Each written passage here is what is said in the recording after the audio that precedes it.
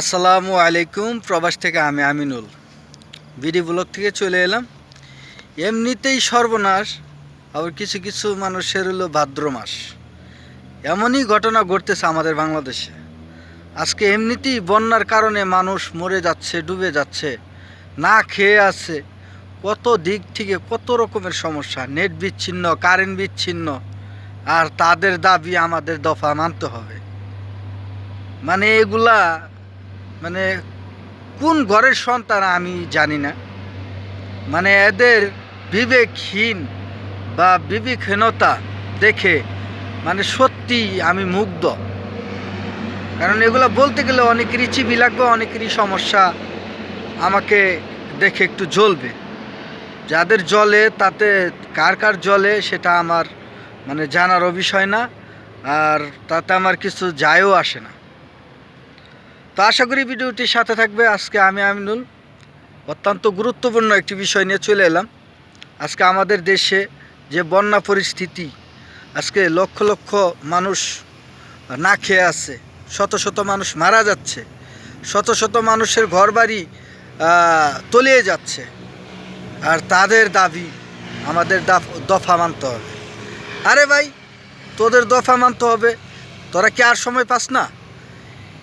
এমনিতেই আল্লাহর গজব নাজিল হয়ে আছে, তার মধ্যে তোদের আবার দফা। এটা কোন ধরনের বিচার? ওদিন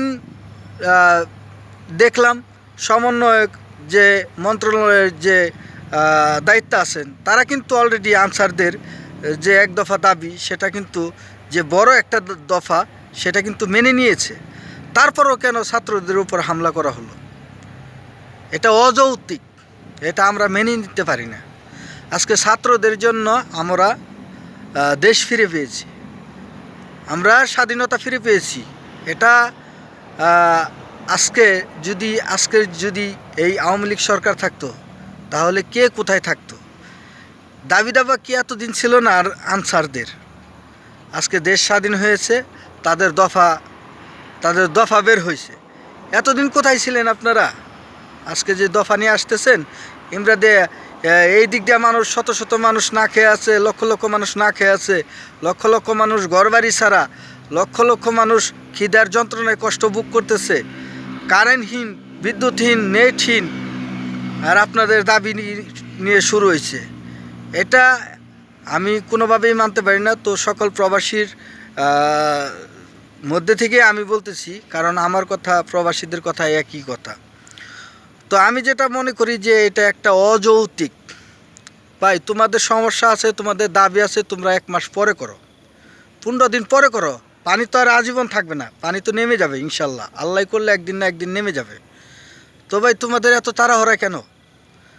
তো যাই হোক, যেই যে আজকে আমরা যেই প্রবাসীরা রেমিটেন্সের মধ্যে থেকে কিছু টাকা আমরা অর্থ দান করেছি, যে যা পারছে, আমি মনে করি যে 70% এই যে প্রফিট ফান্ড, যে এই যে আজকে ত্রাণ বিতরণের জন্য দেওয়া হচ্ছে, এটা কিন্তু 70% এই প্রণোদনা এটা কিন্তু একমাত্র প্রবাসীরাই দিয়েছে। আপনি বিচার বিশ্লেষণ করে দেখেন, আপনি ক্যালকুলেটর করে হিসাব করে দেখেন যে প্রবাসীদের টাকাই এখানে বেশি। তো যাই হোক, এটা আমরা মানুষের সহযোগিতার জন্য দিয়েছি বা সাহায্য করেছি, সেটা বড় কথা নয়। আগে মানুষ বাঁচবে, তারপরে দেশ।